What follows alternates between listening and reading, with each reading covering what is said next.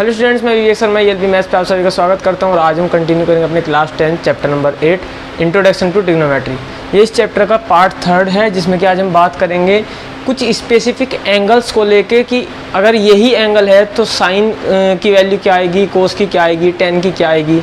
ठीक है, मतलब फिक्स रहेगी उनकी वैल्यू, चेंज नहीं होगी, चाहे परपेंडिकुलर, हाइपोटेन्यूस या बेस की लेंथ कुछ भी हो। ठीक है, बस जिस एंगल के लिए हम साइन, कोस, टेन, कोसेक, सेक, कोट ये सब निकाल रहे हैं वो एंगल एक फिक्स एंगल होना चाहिए। 30, 0, 45, 60, 90 इनके लिए हम निकालेंगे। इससे पहले हमने बात करी थी कि इन जनरल जैसे कि साइन ए अगर आपको निकालना है या साइन थीटा मीन्स कोई किसी भी एंगल के लिए साइन निकालना है तो वो परपेंडिकुलर और हाइपोटेन्यूस का रेशो होता है। ठीक है, इसी तरीके से कोस क्या होता है, बेस और हाइपोटेन्यूस का रेशो होता है। टेन क्या होता है, परपेंडिकुलर बेस का रेशो होता है। ठीक है, जिसको मैंने समझाया था इस तरीके से P B P upon H H B. ठीक है, ये साइन, ये कोस, ये टेन, ये कोसेक, ये सेक और ये कोट। ठीक है, इस तरीके से मैंने आपको बताया था। आज हम बात करेंगे कुछ स्पेसिफिक एंगल को लेके कि अगर 0 डिग्री है तो उसकी वैल्यू कितनी आएगी, साइन 0 की कितनी होगी, साइन 30 की कितनी होगी, साइन 45, 60, 90। ठीक है, देखिए जैसे एक ट्रायंगल मैंने ये लिया, थोड़ा बड़ा ले लेता हूँ। जैसे मैंने सबसे शुरुआत की वीडियो में भी ये चीज़ एक्सप्लेन की थी। एक ट्रायंगल ये है, ये यहाँ पर 90 डिग्री है, ये एंगल मान लीजिए 30 डिग्री है। ठीक है, ये 30 डिग्री है। तो अब मैं एक ट्रायंगल इसी में से ही कट कर देता हूँ, ये भी यहाँ पर 90 डिग्री बना रहा है। ठीक है, तो देखिए जब मैं ये ए बी सी, ठीक है, एम और एन ये नाम दे दिए, जब मैं ट्रायंगल ए बी सी की बात करूँगा बड़े वाले ट्रायंगल की, तो भी उसमें इस एंगल 30 के लिए निकालूंगा। तो आप सोचोगे इसका परपेंडिकुलर बड़ा है, इसका बेस बड़ा है, इसकी हाइपोटेन्यूस भी बड़ी है। और जब मैं ट्रायंगल ए एन एम के लिए बात करूँगा तो इसका परपेंडिकुलर छोटा है, हाइपोटेन्यूस छोटा है, बेस छोटा है। तो आपको शायद लगेगा कि दोनों ट्रायंगल के अगर मैं लिए साइन 30 निकालूंगा, साइन 30 डिग्री के लिए, तो दोनों की अलग वैल्यूज आएगी, आपको ऐसा लगेगा देख के। लेकिन ऐसा नहीं होगा। उसी के बारे में हम बात कर रहे हैं कि अगर 30 डिग्री एंगल है तो चाहे ट्रायंगल कितना बड़ा या कितना छोटा हो, बस हमें इस एंगल से मतलब है उसकी वैल्यू सेम आएगी। और ये मैंने फर्स्ट वीडियो में भी आपको बताया था कि यहाँ पे फ़र्क ये नहीं होता बड़े छोटे का, यहाँ पे हम रेशो निकाल रहे होते हैं लेंथ्स का, जो ये परपेंडिकुलर अपॉन हाइपोटेन्यूस या base upon hypotenuse, perpendicular upon base, तो हम एक रेशो निकाल रहे होते हैं। तो रेशो सेम आना चाहिए। जब मैं देखिए ये भी बताया था कि ये वाली लाइन एम एन जो है सी बी के पैरेलल है, तो ये एंगल 90 था तो ये भी 90। अगर ये देखिए ये कितना एंगल होगा आप सोचिए। मैं बड़े वाले ट्रायंगल में अगर बात करूं तो एक ट्रायंगल में तीनों एंगल का सम 180 डिग्री होता है। ये 90 डिग्री है, ये 30 डिग्री है, तो ये बचा हुआ कितना होगा, 180 में से माइनस कर लीजिए, ये आएगा 60 डिग्री। ठीक है, समझ में आ गई बात। ऐसे ही इसमें हम बात करेंगे तो ये भी कितना आएगा, 60 डिग्री। इसका दूसरा रीजन ये भी है कि ये एंगल और ये एंगल कोरोस्पोंडिंग एंगल्स है। ठीक है, चलिए, तो ये ट्रायंगल, इस तरीके के ट्रायंगल सिमिलर ट्रायंगल्स कहलाते हैं, जिनके एंगल अगर आप सेम दिखा दो, ठीक है, मान लीजिए दो एंगल्स भी सेम दिखा दिए तो तीसरा ऑटोमेटिकली सेम आएगा। तो इस तरीके के ट्रायंगल सिमिलर ट्रायंगल्स होते हैं और सिमिलर ट्रायंगल के लिए ट्रिग्नोमेट्रिक रेशोज सेम होते हैं। ठीक है, ये तो हो गई छोटी सी बात। अब देखिए हम प्रूफ करते हैं। सबसे पहले मैं 45 डिग्री के लिए प्रूफ करके दिखाऊंगा। ठीक है, 45 डिग्री के लिए वैल्यूज़ फाइंड आउट करके दिखाऊंगा। फिर बाद में मैं एक टेबल बनाऊंगा, उस टेबल को याद रखने का तरीका भी मैं आपको समझाऊंगा। ठीक है, मोस्ट ऑफ द टीचर वही तरीका समझाते हैं, मैं भी वही समझाऊंगा। तो देखिए 45 डिग्री के लिए अगर हम बात करें तो कोई एक ट्रायंगल लेते हैं, इसको मैं रफ कर देता हूँ, इसकी कोई ज़रूरत नहीं है यहाँ, मुझे ज़रूरत पड़ेगी तो दोबारा बाद में लिख लेंगे। ये कोई ट्रायंगल है, राइट एंगल ट्रायंगल। ठीक है, एक राइट एंगल ट्रायंगल ले लिया मैंने, यहाँ पे 90 डिग्री। ठीक है, ये ए पॉइंट, ये बी पॉइंट, ये सी पॉइंट। ठीक है, 45 के लिए ले लें, मैं यहाँ पे 45 डिग्री मान लेता हूँ, ये 45 डिग्री है। ठीक है, अब एक चीज़ सोचिए, अगर ये 45 डिग्री है तो दूसरा एंगल कितना होगा, ये वाला, ये भी 45 डिग्री ही होगा। क्योंकि एंगल सम प्रॉपर्टी लगाई है। एंगल सम प्रॉपर्टी क्या कहती है, तीनों एंगल्स का सम 180 डिग्री होगा। ये 90 है तो कॉमन सी बात है, इन दोनों का सम 90 डिग्री होगा। ये 45 है तो बच्चा हुआ भी 45 डिग्री होगा, ठीक है, दोनों बराबर होंगे। और आपने एक प्रॉपर्टी पढ़ी होगी कि अगर दो एंगल बराबर है, ठीक है, दो एंगल ये बराबर है तो ये दोनों साइड भी बराबर होंगी, ये साइड, ठीक है, या ऐसा कह लो ये दोनों साइड बराबर हैं तो इनको जो मीट करने वाली ये लाइन होगी, यहाँ पे जो एंगल बनेंगे ये भी बराबर होंगे। ये चीज़ आपने पढ़ी होगी ज़रूर। तो अब हम ये कह सकते हैं कि अगर ये 45 डिग्री, ये भी 45 डिग्री, तो इनसे मिलने वाली लाइन कौन सी है, दो लाइन जो है, ये लाइन है, ये और ये दोनों लाइन बराबर होगी। Means AC equal to BC, ठीक है, AC जो है वो BC लाइन के इक्वल होगा।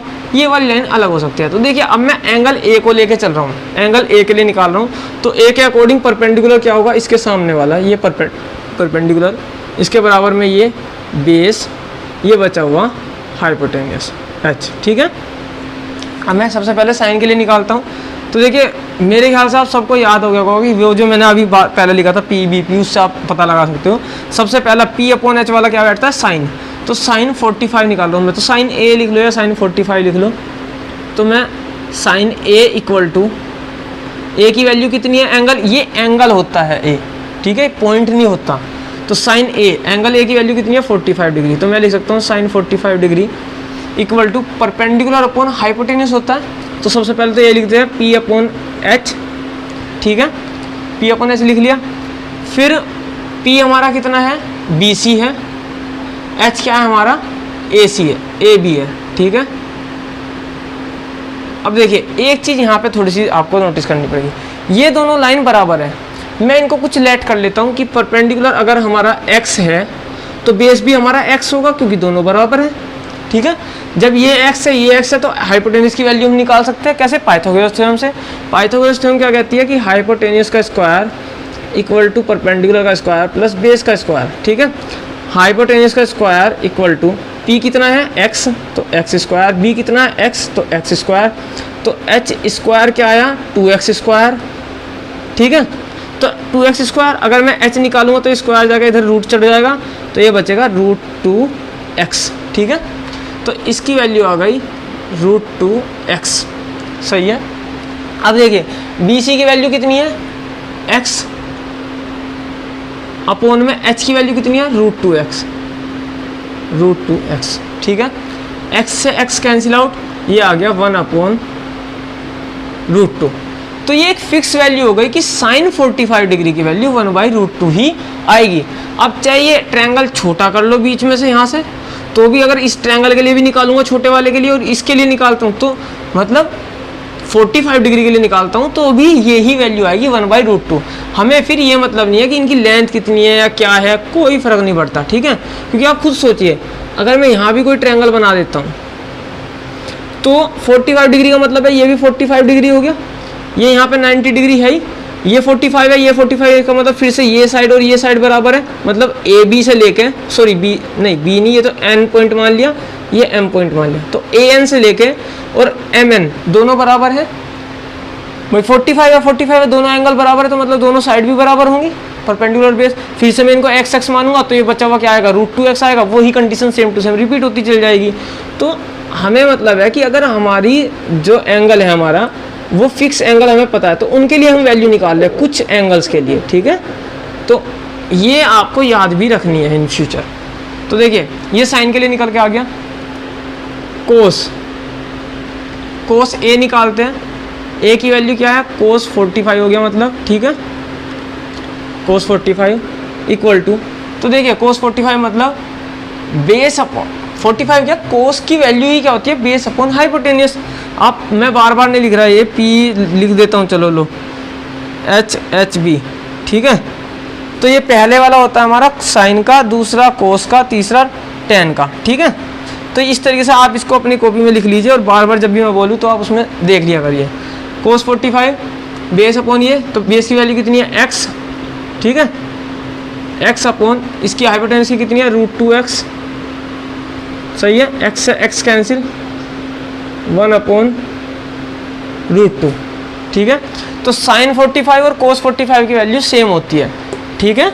समझ में आ गई होगी मेरे ख्याल से आपको ये बात। चलिए अब देखते हैं tan A equal to tan 45 degree equal to tan का क्या होता है, परपेंडिकुलर अपॉन बेस। परपेंडिकुलर क्या है हमारा x, बेस क्या है हमारा x, x कैंसिल हो गया 1, तो tan 45 की वैल्यू 1 आ गई। अब देखिए मैं क्या करता हूँ, मैं सिंपली रेसिप्रोकल वाला तरीका इस्तेमाल करूँगा, और आपकी इच्छा है आप PVP वाले तरीके से करिए या रेसिप्रोकल वाले से। मुझे पता है कोसेक जो है वो साइन का जस्ट रेसिप्रोकल होता है, क्योंकि मैंने आपको बताया था यहाँ पे PVP अपॉन HHB। तो ये ऊपर से अगर देखते हो तो साइन और नीचे से देखते हो तो कोसेक, तो कोसेक और साइन एक दूसरे के रेसिप्रोकल हो गए। तो साइन की वैल्यू जो थी उसका रेसिप्रोकल कर दो। कोसेक 45 क्या हो गया, कोसेक 45 हो गया, 1/√2 का रेसिप्रोकल क्या हो गया, √2। और अगर ऐसे नहीं करना है तो आपको याद है H/P करके देख लीजिए, ठीक है। H क्या है, √2x लिखिए, अपॉन में P लिख लीजिए, x कट गया, √2 आएगा, ठीक है। फिर देखते हैं sec A मतलब sec 45 degree equal to, sec किसका होता है, कोस का रेसिप्रोकल होता है, इसकी वैल्यू क्या आएगी, √2, ठीक है। फिर होता है cot A क्या है, मतलब cot 45, को 45 मतलब tan का रेसिप्रोकल होता है, ये 1 है, तो इसका भी रेसिप्रोकल क्या आएगा, 1 ही आएगा, ठीक है। तो ये होगी 45 डिग्री के लिए आपकी टेबल, सही है। आप इसको चाहो लिख लो या आपकी मर्जी है, मैं बाद में एक टेबल बनवाऊंगा, वो टेबल लिख लेना, ठीक है। लेकिन समझने के पर्पज़ से ये बहुत सही रहेगा कि आप इसको लिख लो एक बार, और समझ में आ गया तो बहुत अच्छी बात है। अब हम देखेंगे 60 डिग्री और 30 डिग्री के लिए, ठीक है। तो सबसे पहले हम देखते हैं, चलो 60 डिग्री के लिए देखते हैं। चलिए 60 डिग्री के लिए हम देखते हैं कि क्या निकल के आएगा। अब हम बात करेंगे 60 डिग्री के लिए। मान लीजिए कोई एक इक्विलेटरल ट्रायंगल लेते हैं हम। इक्विलेटरल ट्रायंगल मेरे ख्याल से सबको पता होगा किसे कहते हैं, जिसकी तीनों साइड बराबर होती है, जिसके तीनों एंगल 60 डिग्री के होते हैं। ये 60 डिग्री होगा, ये 60 डिग्री होगा, ठीक है, ये भी 60 डिग्री होगा, सही है। ये भी 60 डिग्री है, तीनों साइड बराबर है। मान लिया इसकी एक साइड कितनी है, मैं 2x लेके चलता हूँ, क्योंकि मुझे यहाँ हाफ करना पड़ेगा, तो हाफ में थोड़ी प्रॉब्लम हो जाती है, फिर x/2 करूँगा, स्क्वायर करता रहूँगा, तो इससे बढ़िया 2x ले लो। ये भी 2x, ये भी 2x, A B C, ठीक है। मैं यहाँ क्या करता हूँ, मैं C पॉइंट से एक एल्टीट्यूड डालता हूँ या परपेंडिकुलर डालता हूँ AB पे, ये 90 डिग्री, ठीक है। अब खुद सोचिए, ये दोनों लाइन बराबर है, ठीक है, तीनों ही लाइन बराबर है बल्कि। तो जब मैं AB लाइन पे C पॉइंट से परपेंडिकुलर डालूंगा, और ये दोनों AC और BC दोनों बराबर है, तो ये लाइन AB लाइन दो इक्वल पार्ट्स में कट हो जाएगी मिड पॉइंट से। तो मीन्स ये और ये दोनों बराबर है, ठीक है। अगर ये दोनों बराबर है, इसको मान लिया O पॉइंट, तो हम इसको इक्वल ले लेते हैं। मान लीजिए, देखिए ये दोनों साइड इक्वल है, AO इक्वल टू OB। तो अगर ये 2x थी पूरी की पूरी और ये दोनों इक्वल है, तो ये आधी आधी हो गई, मीन्स यहाँ से यहाँ तक होगी x और यहाँ से यहाँ तक भी हो गई x, ठीक है। तो अब हम क्या करते हैं, मुझे इसकी वैल्यू, अब देखिए ये बीच में से कट हुआ, तो बचा हुआ एंगल कितना होगा, मतलब ये 30 डिग्री, इधर भी ये 30 डिग्री, ठीक है। दो इक्वल एंगल्स में कट हो गया। ये एंगल बाइसेक्टर है, इसके लिए एंगल बाइसेक्टर वो होता है जो बिल्कुल बीच से कट करता है, ठीक है। ऐसी लाइन जो एंगल को बीच से कट करती है, ठीक है। ये 2x हो गया, ये बीच, ये बचा हुआ इतना कितना हो गया, x हो गया। तो मुझे जब मैं अब देखिए इस ट्रायंगल में नोटिस करूँगा, क्योंकि मैंने आपको पहले ही बताया था ट्रिग्नोमेट्रिक रेशियोज हमेशा राइट एंगल ट्रायंगल में ही हम फाइंड आउट करते हैं। तो मैं राइट एंगल ट्रायंगल मैंने बना लिया बीच से कट करके, तो मुझे इस परपेंडिकुलर की भी तो लेंथ पता होनी चाहिए, CO की।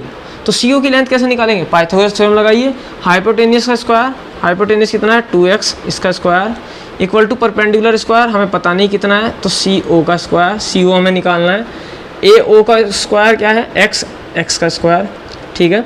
तो ये हो गया 4x स्क्वायर, ये हो गया x स्क्वायर, इसे इधर ले आया माइनस x स्क्वायर हो गया, ठीक है, इक्वल टू CO का स्क्वायर या OC कह लो कुछ भी। तो ये हो गया 3x स्क्वायर, ठीक है, इक्वल टू CO का स्क्वायर, स्क्वायर हटेगा यहाँ पे रूट लग जाएगा, ठीक है। तो ये हो गया √3x, तो इसकी वैल्यू आ गई इसकी √3x, ठीक है। अब देखिए ट्रायंगल किस में बात करते हैं हम, ट्रायंगल AOC में, AOC में बात कर लो या BOC में बात कर लो, कोई फ़र्क नहीं पड़ता। तो जब मैं AOC में बात करूँगा तो अब देखिए 60 डिग्री मतलब A की वैल्यू निकाल रहा हूँ तो साइन A किसके इक्वल है 60 डिग्री के, तो साइन 60 डिग्री इक्वल टू, अब देखिए साइन A से मतलब साइन का फॉर्मूला होता है परपेंडिकुलर अपॉन हाइपोटेनियस, परपेंडिकुलर क्या है हमारे CO, क्योंकि इसके जस्ट सामने वाला परपेंडिकुलर इससे लगा हुआ ये बेस बचा हुआ हाइपोटेनियस, तो CO अपॉन AC, तो CO अपॉन AC, CO की वैल्यू कितनी है √3x अपॉन AC कितना है 2x, ठीक है, x से x कैंसिल, ये आया √3 अपॉन के 2, ठीक है। तो साइन 60 की वैल्यू √3 अपॉन 2 ही रहेगी किसी भी केस में, चाहे मैं इस ट्रायंगल को बीच में से यहाँ से आधा कर दूँ, मतलब ये 90 डिग्री होना चाहिए, तो ये दोनों एक दूसरे के पैरेलल हुई, फिर वही बात आई सिमिलर ट्रायंगल है तो सेम रहेगा, ट्रायंगल छोटा हो बड़ा हो, अगर एंगल 60 डिग्री के लिए निकाल रहे हो तो साइन 60 की वैल्यू √3/2 ही आएगी, फिक्स है, ठीक है।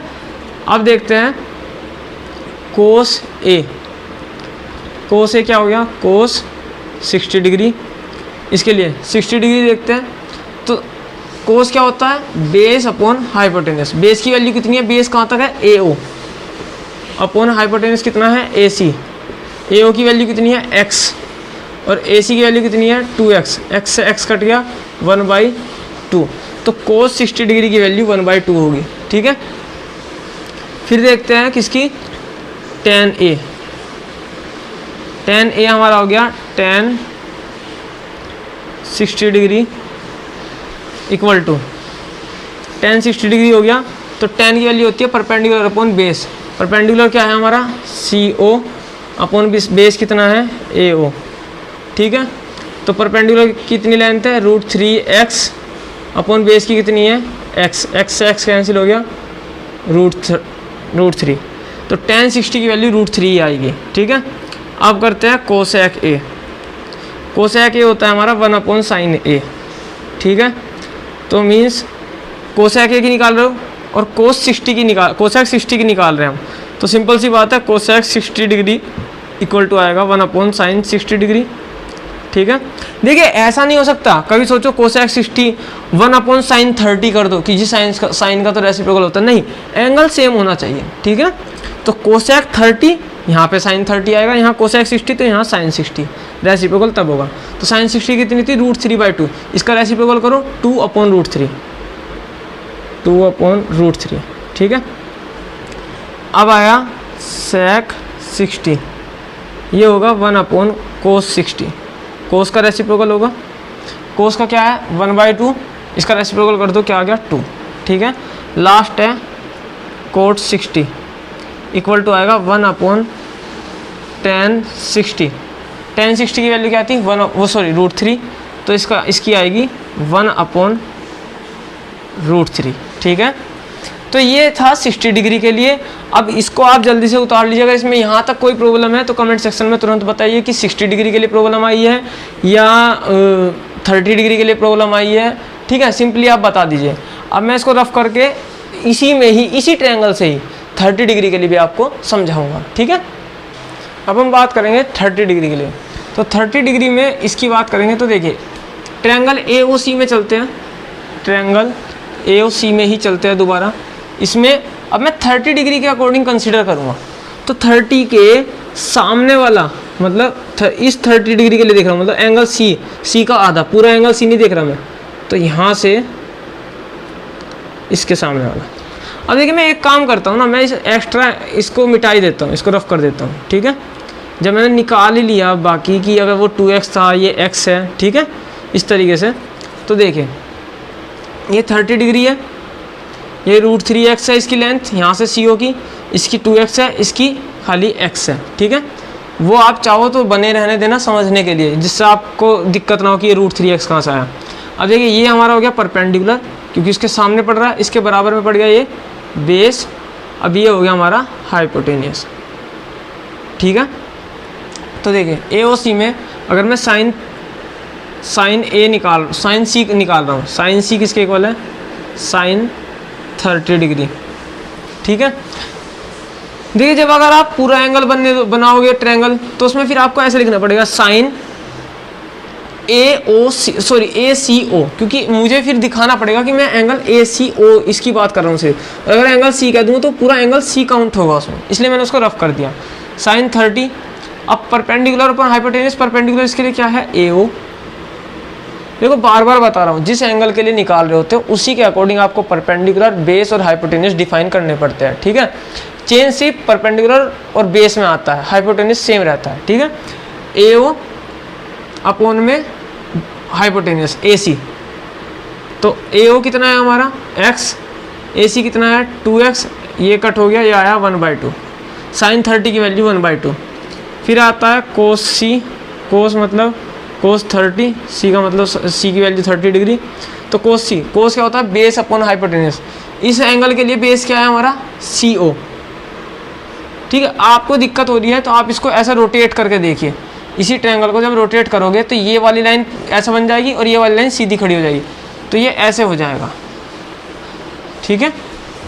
ये 30 डिग्री सही है, और ये A पॉइंट ऊपर चला जाएगा, ये रहा A, ये O पॉइंट इधर आ जाएगा, ये रहा O, वो C पॉइंट नीचे आ जाएगा, ये रहा C, यहाँ पे 90 डिग्री।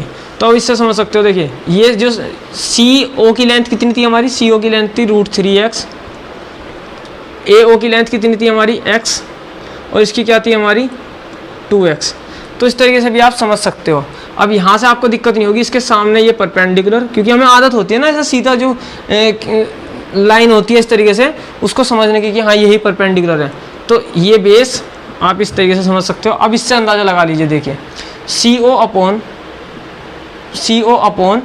AC, CO की वैल्यू कितनी है √3x, AC की वैल्यू कितनी है 2x, तो x से x कैंसिल, √3/2, ठीक है। कोस 30 की वैल्यू √3/2 ही आएगी। tan C, देखिए मैं जब tan C निकाल रहा हूँ तो इसको मैं एक और तरीके से भी कर सकता हूँ, वो भी बताऊँगा। tan 30, देखिए पहले तो मैं इससे निकाल देता हूँ, परपेंडिकुलर अपॉन बेस, परपेंडिकुलर है हमारा x, बेस क्या है √3x, x से x कैंसिल हो गया 1/√3। एक तो ये तरीका हो गया। दूसरा क्या है, हमें पता है tan साइन और कोस के बीच में रिलेशन होती है, tan equal to sine upon cos, तो tan 30 निकाल रहा हूँ तो tan 30 equal to sine 30 upon cos 30। देखिए एंगल यहाँ भी सेम ही होने चाहिए, ठीक है। तो साइन 30 की क्या है 1/2, डिवाइड कर रहे हैं कोस 30 से, तो डिवाइड कर रहा हूँ कोस 30 की वैल्यू क्या है √3/2, और जब मल्टीप्लाई करूँगा तो ये रेसिप्रोकल हो जाएगा 2/√3, 2 से 2 कैंसिल, 1/√3, ठीक है। इस तरीके से आप ध्यान रख सकते हो। अब देखिए फिर आता है कोसेक C, कोसेक C मतलब कोसेक 30 इक्वल टू, कोसेक 30 क्या है साइन 30 का रेसिप्रोकल है, तो 1/sin 30 के इक्वल है, ये आ गया 2, क्योंकि इसकी रेसिप्रोकल करो 2 हो गया। फिर आया sec C equal to sec 30 equal to, ये किसका कोस का रेसिप्रोकल होता है, कोस 30, कोस इसका रेसिप्रोकल करो क्या आ गया 2/√3। या फिर आप वैसे भी कर सकते हो कि कोसेक क्या होता है h/p, h क्या है 2x/p क्या है x कट गया, बचा क्या 2। कोसेक क्या होता है, सेक होता है हमारा h/b मतलब 2x/√3x, x कट गया 2/√3, ठीक है। अब बचा cot C equal to cot 30 मतलब 1/tan 30 इक्वल टू आ गया 30 का रेसिप्रोकल करिए क्या आ गया √3। ये तो ये आपके 6 ट्रिग्नोमेट्रिक रेशोज हो गए इसके लिए 30 के लिए। सही है, फटाफट से इसको अपना लिख लीजिए कॉपी में। अब मैं अगला बताऊंगा 90 डिग्री के लिए और 30 डिग्री के लिए। देखिए 45 बता दिया, 60 बता दिया, 30 डिग्री बता दिया। अब हम बात करेंगे 90 के लिए और 0 डिग्री के लिए। ठीक है, अब हम बात करेंगे 0 डिग्री और 90 डिग्री के लिए।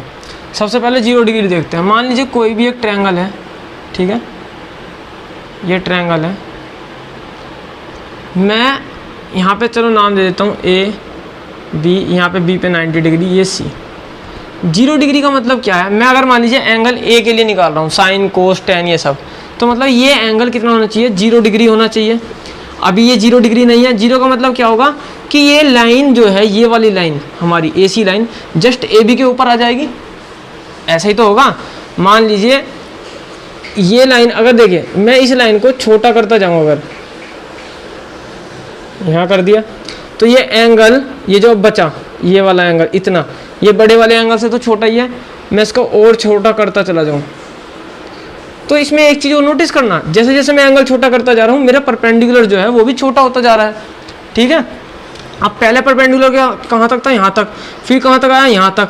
ठीक है, मान लीजिए इसको D पॉइंट दे दिया, यहाँ फिर आ गया E पॉइंट। ठीक है, अब फिर धीरे धीरे मैंने और कम करा, यहाँ तक आ गया F पॉइंट तक, BF तक बचा हमारा यहाँ तक सिर्फ। ठीक है, और ये एंगल इतना बचा जरा सा, फिर मैं धीरे धीरे इसको करते करते कहाँ ले आया, इस B पे ही ले आया।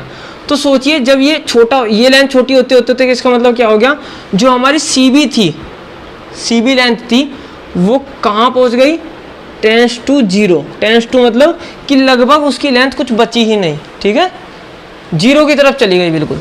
तो जैसे जैसे CB लिखना था मुझे यहाँ पे, CB अगर 0 की तरफ बढ़ी हो, मतलब CB की लेंथ अगर 0 हो रही है, परपेंडिकुलर की लेंथ, या ये भी कह सकते हो परपेंडिकुलर टेंस टू 0, देन अगर ऐसा हो रहा है, देन जो एंगल है हमारा angle A tends to 0, angle A भी क्या होगा, वो उठेगा ही नहीं, बिल्कुल इसी के ऊपर लाइन पे लाया करेगा। ठीक है, मतलब ये सिर्फ अब ऐसे बचेगा, A B और C पॉइंट जो था वो धीरे धीरे कहाँ आ गया, यहीं B पे आ गया। ठीक है, तो सोचिए अब देखिए मैं जब इसको धीरे धीरे बढ़ाऊंगा तो C पॉइंट ऊपर चलता चला जाएगा इसी तरीके से। समझ में आ रही होगी आपको बात मेरे ख्याल से। तो उसी हिसाब से एंगल बढ़ता जा रहा है, और अगर मैं कम कर रहा हूँ तो मेरी CB की लेंथ कम होती जा रही है, और ऐसे ही एंगल A की भी, एंगल A का एंगल जो है वो भी कम होता जा रहा है। तो जैसे जैसे परपेंडिकुलर 0 की तरफ टेंड्स करेगा, वैसे वैसे हमारा एंगल A जो है वो 0 की तरफ टेंड्स करेगा। ठीक है, यहाँ तक तो समझ में आ गया होगा। अब देखिए CB अगर 0 की तरफ टेंड्स कर रहा है, मतलब परपेंडिकुलर 0 की तरफ जा रहा है, तो देखिए अब सोचिए खुद, साइन A अगर मैं निकाल रहा हूँ, या मतलब ये कह सकते हो साइन 0 में अगर निकाल रहा हूँ 0 डिग्री के लिए, तो परपेंडिकुलर अपॉन हाइपोटेनियस होता है। जो हमारा हाइपोटेनियस था वो किसके इक्वल हो गया, आप ध्यान देना। देखिए ये जो हाइपोटेनियस था ये ऐसे कम होता आया, वो धीरे धीरे क्या हुआ, जैसे जैसे परपेंडिकुलर 0 की तरफ टेंड्स करा, वैसे वैसे एंगल A 0 की तरफ टेंड्स करा। एंड जो हमारा AC था, ये AC मतलब हाइपोटेनियस जो था, वो धीरे धीरे किसकी तरफ जा रहा है, B की तरफ। मतलब AC जो है वो AB की तरफ जा रहा है। ठीक है, C पॉइंट B की तरफ जा रहा है, मीन्स AC जो है वो AB की तरफ टेंड्स कर रहा है। ठीक है, मतलब AB के जितना हो रहा है, लगभग AB जितना ही हो जाएगा वो तुरंत। तो देखिए अब सिंपल वे में ऐसा भी लिख सकता हूँ मैं कि परपेंडिकुलर हमारा 0 मान के चलिए, वैसे हम लिखते हैं टेंस टू, मतलब 0 की तरफ टेंस कर रहा है, पर मैं कह रहा हूँ डायरेक्ट मान लीजिए परपेंडिकुलर 0, एंगल A कितना हो जाएगा उस कंडीशन में 0, फिर क्या हो जाएगा, AC जो थी हमारी वो AC कम होकर कहाँ तक आ गई, AB तक। तो AB इक्वल टू क्या हो गया, सॉरी AC इक्वल टू क्या हो गया हमारा AB। AC और AB में कोई फर्क नहीं रहेगा। ठीक है, ये कंडीशन 3 हमारे पास आ गई।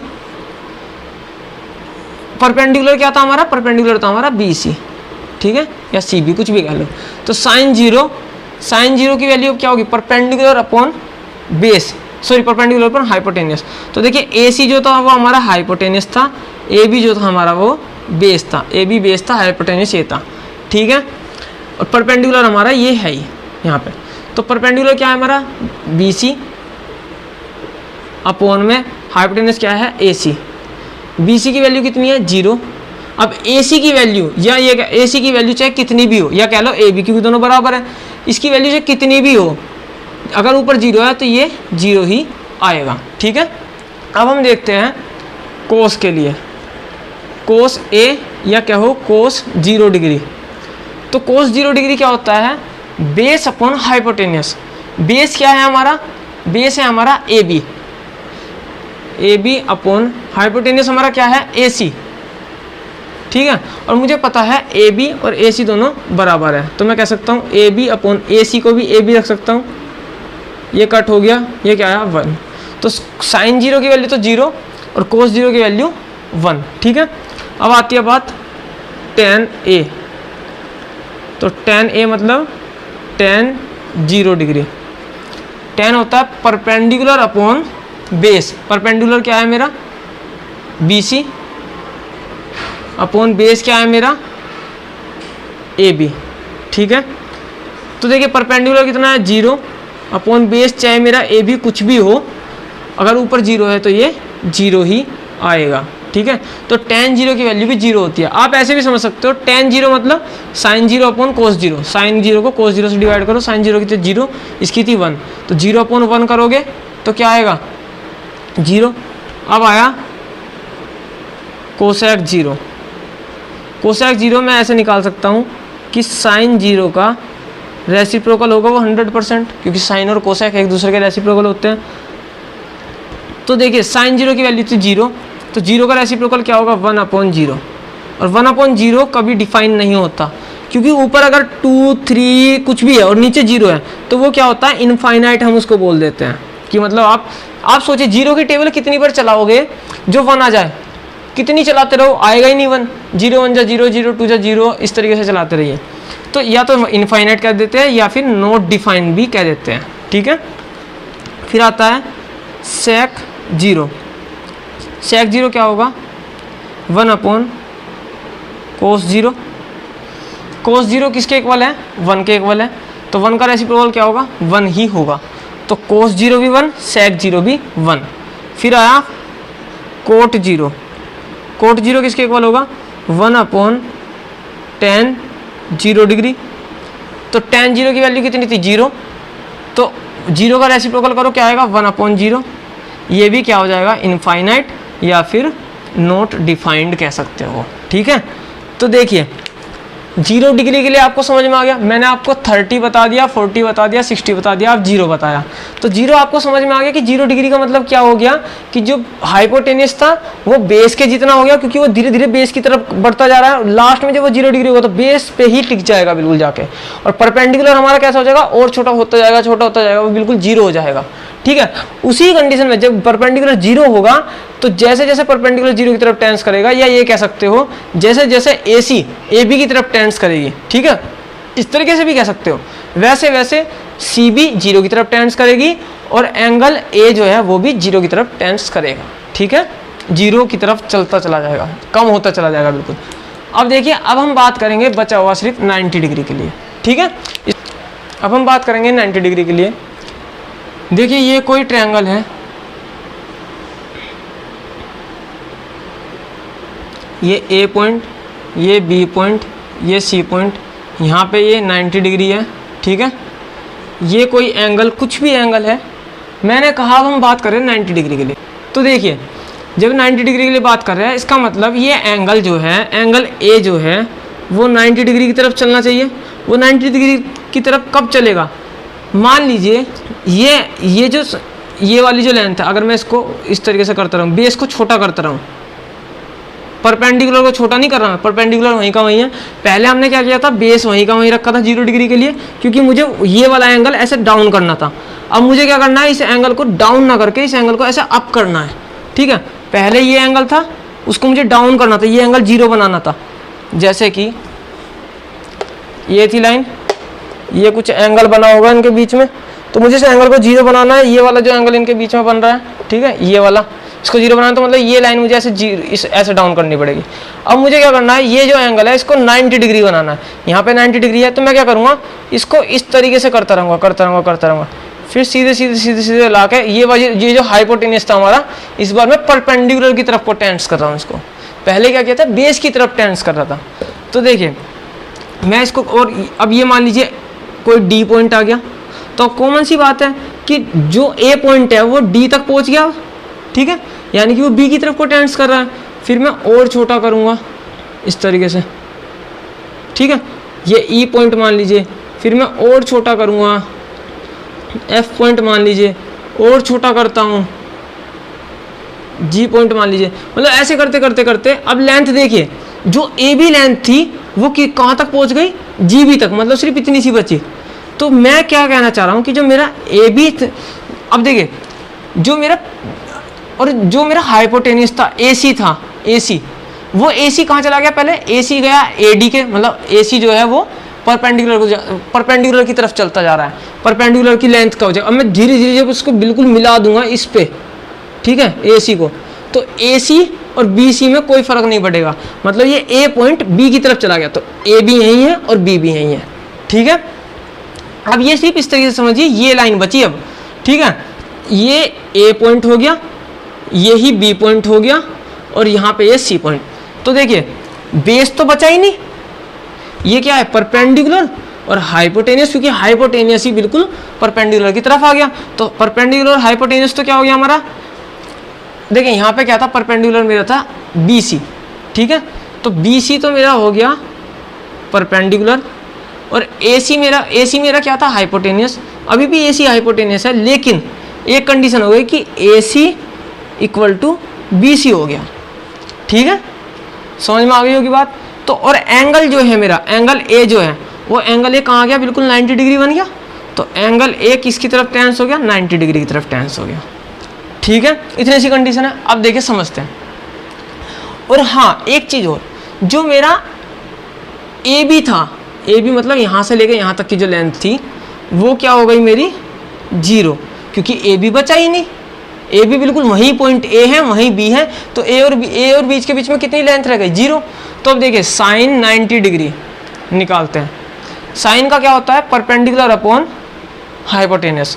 तो परपेंडिकुलर क्या है मेरा यहाँ पर, BC, ठीक है, हाइपोटेनस मेरा क्या है, AC, पर BC और AC दोनों बराबर है, तो मैं BC अपॉन BC कर सकता हूँ, इसको AC को BC लिख लूँ, तो सिंपल ये आ गया 1। तो साइन 90 की वैल्यू 1, साइन 0 की क्या आई थी, 0, ठीक है। फिर आता है कोस 90 डिग्री।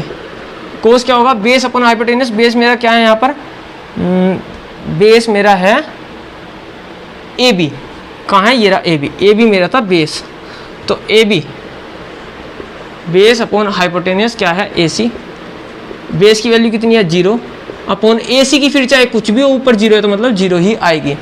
फिर आता है tan 90 डिग्री।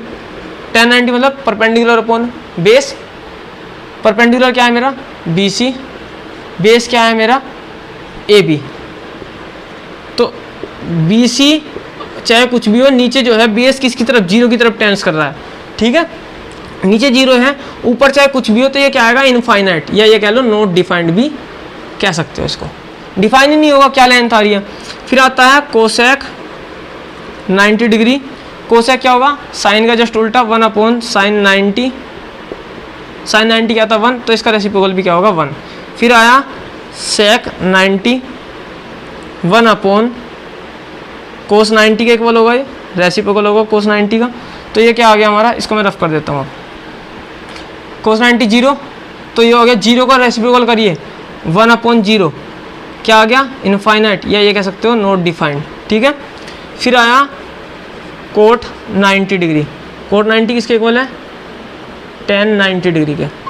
tan 90 कितना था हमारा, BC अपॉन 0 था, या ये कह सकते हो इनफाइनाइट था। तो आप ये भी समझ सकते हो, देखिए या तो ऐसे कर लीजिए कि 1 अपॉन tan 90, तो BC अपॉन 0 करो तो क्या आएगा, 0 अपॉन BC, ठीक है। यहाँ से नहीं देखना, यहाँ से देखोगे तो यहाँ से आप कंफ्यूज हो जाओगे कि 1 अपॉन इनफाइनाइट। वैसे इससे भी कर सकते हो, किसी के अपॉन में इनफाइनाइट है तो उसकी वैल्यू क्या आती है, 0 आती है, ठीक है। देखिए ये आ गया 0, ऊपर है नीचे कुछ भी हो तो ये आ गई वैल्यू 0, ठीक है। या ऐसे भी समझ सकते हो जैसे कि कोट जो 90 जो होगा वो किसके इक्वल होगा, कोस अपॉन साइन। टेन क्या होता है, टेन होता है साइन अपॉन कोस, कोट क्या होता है कोस अपॉन साइन। तो कोस की क्या थी 0, इसकी क्या थी 1, तो 0 अपॉन 1 वो आएगा 0। तो ये हो गया 90 डिग्री के लिए। अब मैंने 0, 30, 45, 60, 90 सब के लिए आपको बता दिया। इनके रिगार्डिंग एक अब मैं टेबल बनाऊंगा, उस टेबल को आप लिख लेना। देखिए वीडियो बड़ी है लेकिन इंपॉर्टेंट है, मैं चाहता हूँ कि मैं आपको हर चीज़ समझाऊँ, जितना मुझे पता है उसको सब चीज़ को क्लियर करूँ।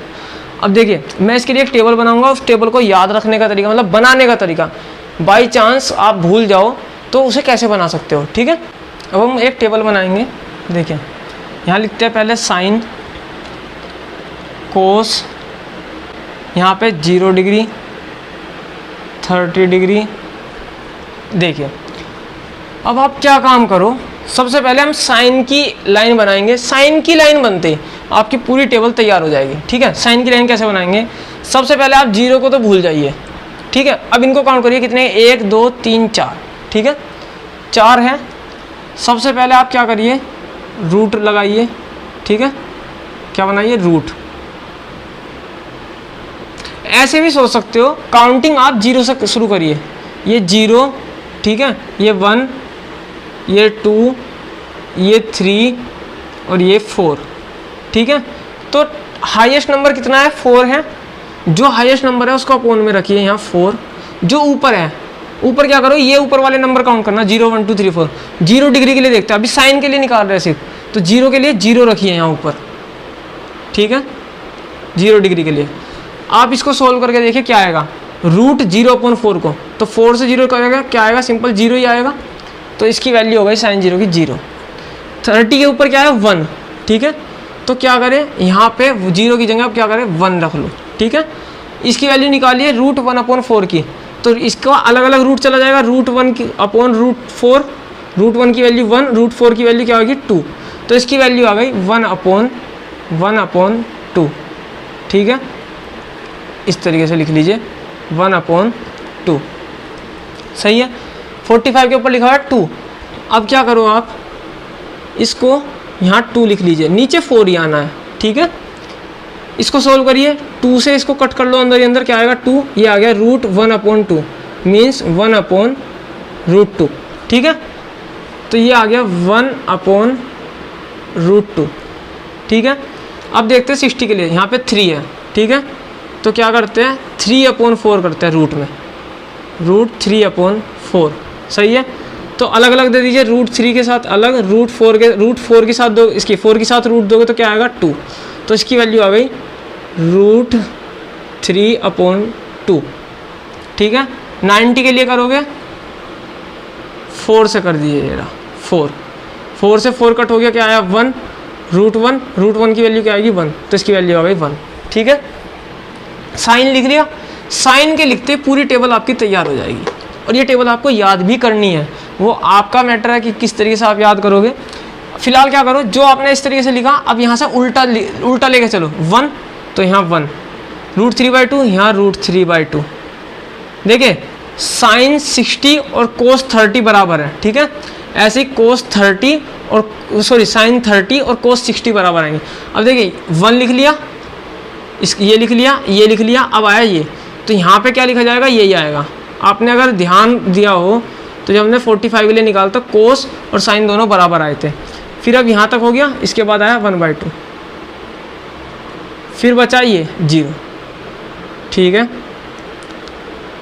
तो आप नोटिस करो, जो साइन 0 था वो कोस 90 है और जो साइन 90 था वो कोस 0 है, और बीच के बस 45। ऐसा भी क्वेश्चन पूछ लेते हैं कि ऐसा कौन सा एंगल है बताइए, अगर sine theta equal to cos theta है तो थीटा की वैल्यू क्या रही होगी, एंगल की वैल्यू क्या रही होगी। सिंपल है, 45 डिग्री पे ही वो क्या होता है, इक्वल होता है।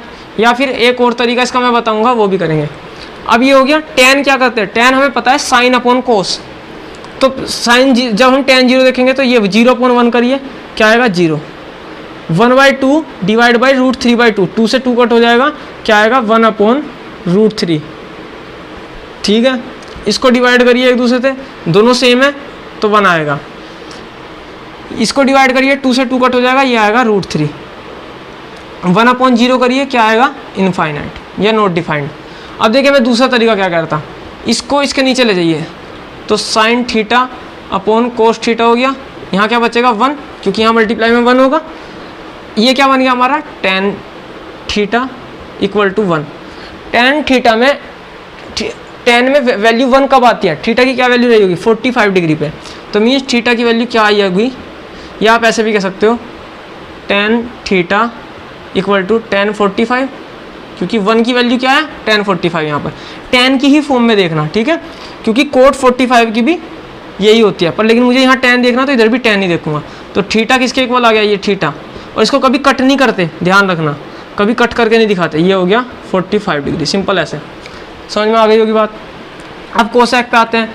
कोसेक होता है साइन का रेसिप्रोकल। ये 0 है तो ये 1/0। 1/0 क्या होगा? इनफाइनाइट। ये 1/2 है, इसका रेसिप्रोकल करो क्या आएगा? 2। इसका रेसिप्रोकल करो क्या आएगा? √2। इसका रेसिप्रोकल करो क्या आएगा? 2/√3। इसका करो क्या आएगा? 1। सेक किसका होता है? कोस का रेसिप्रोकल। 1 का रेसिप्रोकल करो क्या आएगा? 1। इसका रेसिप्रोकल करो क्या आएगा? 2/√3। इसका करो क्या आएगा? √2। इसका करो क्या आएगा? 2। इसका करो क्या आएगा? इनफाइनाइट।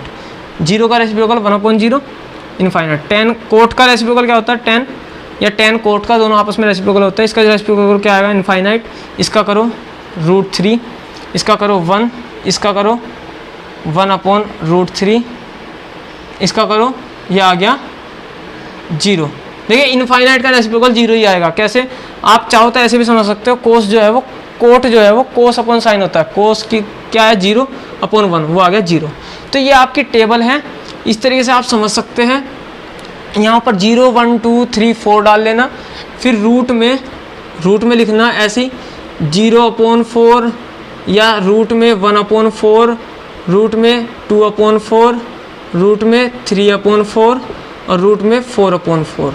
ठीक है, ये तरीका है। साइन की एक लाइन बनते ही देखो मैंने फिर कुछ नहीं किया, सिंपल इधर से उल्टा कर लो 1 इस तरीके से, मतलब ये लाइन जो है इसे ऐसे पीछे से लाओ और इसे आगे से लिख दो, या फिर जो आगे से ये आगे से है उसको इसमें कोस में पीछे से लिख दो। ठीक है, फिर टेन जो है कोस साइन अपॉन कोस हो गया, कोसेक साइन का रेसिप्रोकल, सेक कोस का रेसिप्रोकल, कोट टेन का रेसिप्रोकल, ये 3 बनाती फिर मैंने रेसिप्रोकल का इस्तेमाल कर लिया। तो ये बहुत इंपॉर्टेंट है, ये टेबल याद होनी चाहिए आपको। ऑन टिप्स धीरे धीरे याद हो जाएंगी वैल्यूज़, तो इसको कोशिश करिए याद करने की। इसके ऊपर जो क्वेश्चंस है एक्सरसाइज में या एग्जाम्पल है बुक में आपकी, वे कोशिश करिए करने की। अगली वीडियो में मैं भी कराऊंगा। ठीक है, इस वीडियो में इतना ही, और अगर आपको समझ में आया तो लाइक करिए वीडियो को, शेयर करिए, और चैनल को सब्सक्राइब नहीं किया है तो सब्सक्राइब करिए। Thank you very much, have a nice day.